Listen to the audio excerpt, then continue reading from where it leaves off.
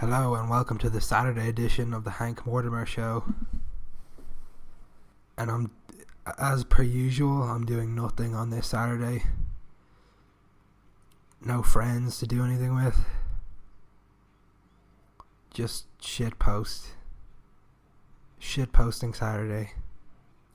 I think I want to talk about genocide first. Not in favour of it, but I think genocide has been woven in throughout human history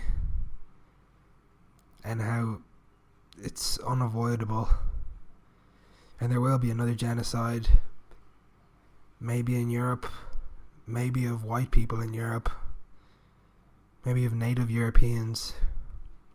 Like we talk about Native Americans, soon there's going to be Native Europeans, and the Native Americans were, various tribes were genocided by the Spanish and the Portuguese and the English settlers. And I just wonder, are the Spanish, Portuguese and English going to be genocided by those who settle in their countries? But history has just been tragic. Comedy of errors, and the only thing I've learned from history is that humans are scum, unfortunately, and from my own interactions with them, if you're not part of their family, they're just scum. And the Native Americans didn't have families in the way we do. They were matrilineal families where a lot of the decisions were left to women in some tribes. And if a woman wanted a divorce, families lived in a longhouse, and if a woman wanted a divorce, she just put the man's stuff outside the door, and he would just move on and find another wife. There was obviously this isn't, in a lot of tribes there were no formal marriage ceremonies, but they didn't have iron and horses and private property, which private property led to this need to colonize. Some people say it's coal, that's why the British were able to build such a big empire, but it was also private property, and I don't know if they had market capitalism back in the 1600s or so, whatever they had, but the British Empire's glory days are over. Anyone with any sense can see that. Anyone can see the direction things are going in. I do think China and India will be future superpowers just because of their population, and with better education and skills and training, nothing's stopping them, That is all if they don't wipe each other out first. Because didn't India just get nuclear weapons or something? But fuck it. Like I said last time, nuclear war it's over then. There's no point in the movie The Road. I don't know if that was environmental disaster or nuclear or whatever, but I'm guessing that's what it would be like if nuclear war broke out. And we've only had nukes for like 80 years. And when crossbows were first developed, some armies didn't use them, and they got quickly defeated. And then everyone had crossbows. So I think everyone's gonna have nukes. And then it's only a matter of time before some rogue terrorists get their hands on some enriched uranium. That's why space colonies are pretty much probably our only hope for survival as a species. But I honestly don't care about that. The long-term survival of the species, who cares?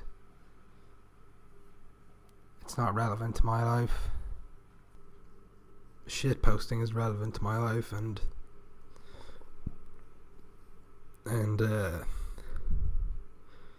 just being mildly entertained.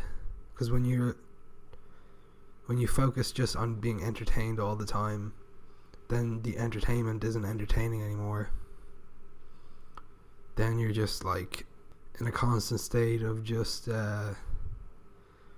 like when a heroin addict just needs the heroin to not feel sick, when they're that far down the road, that far gone. But digital entertainment is it's everywhere, and I watched a lot of TV growing up, and if I was born nowadays, I don't know, I mean, I would have, if I was growing up nowadays, then obviously I'd be on the internet the whole time, which is probably a better exposure to ideas and stuff than TV, because TV is just basically, a lot of it's just propaganda or trash. There's literally no TV series I enjoy. I used to enjoy shows. Now I find real life comparatively interesting. You know, in comparison to TV, the TV reality, the celebrity culture. Now that doesn't hold my interest. Although I do follow some e-celebs, but I use that term loosely.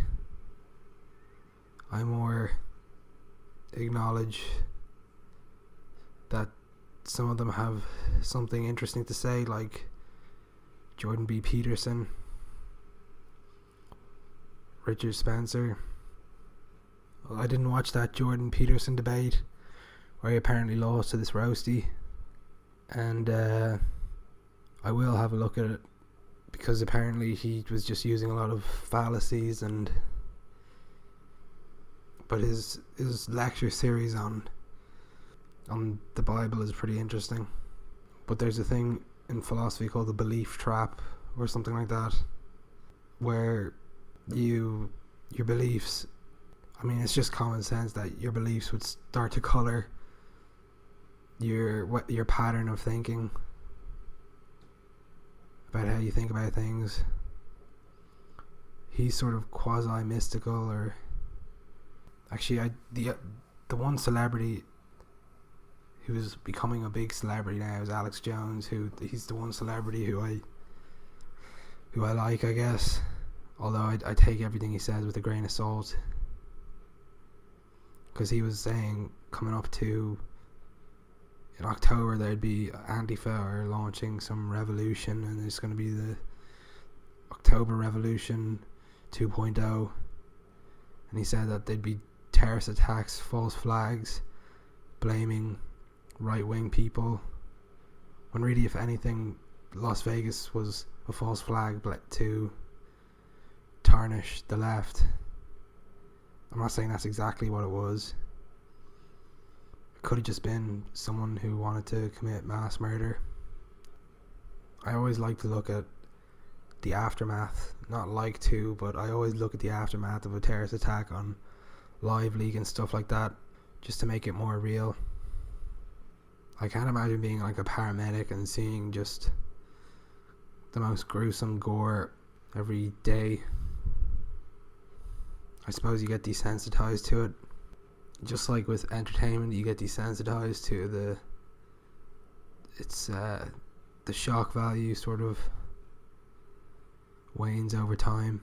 I mean, that's how it happens gradually.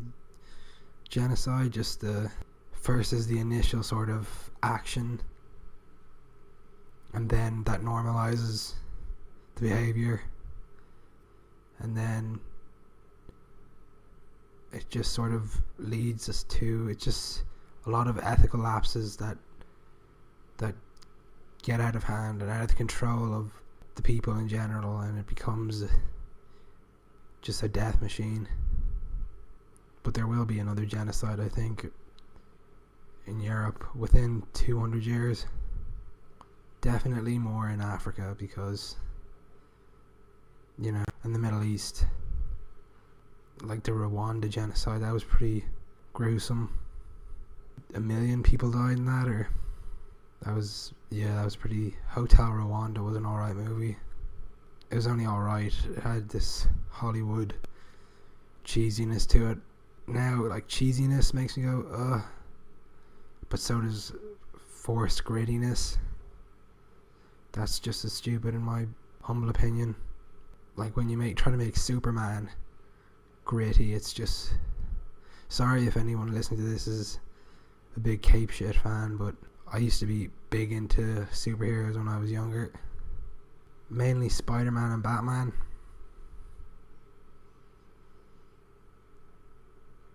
I mean, I liked the direction they took with the Dark Knight. That trilogy. I suppose Watchmen is good. That was a movie that did, or a comic that did the gritty. Alan Moore started the whole gritty superhero trend, and it took a while to get to the big screen. But today I've been trying to find Randy Stair's, what he called his Death box set, but apparently they got taken down, so all I'm left with is just whatever's on YouTube and his journal, I think. I'd just like to get some insight into his mind, because I find it interesting. I find like the causes of mass murder and then also suicide interesting. I mean, I don't find it so interesting that I'd carry it out, and I don't admire per se those who do it, but where I'm from, it doesn't really happen, because guns are pretty much just across the board illegal. Because I probably would have, if I grew up in America, I probably would have, when I was younger, shot my dad or something like that. I know that sounds fucked up, and I might have just lost a few subscribers for saying that, but I think that's one of the causes, if not a symptom, of being a robot, is a poor relationship with a close family member, which Randy Stair had. He was a robot. Well, he wasn't a robot, but he was definitely an abnormal personality. I think there's more. Jung talked about latent psychoses. I think there's a lot more fucked up people than we think there are. And I think that one day something will light the fuse and the time bomb will explode.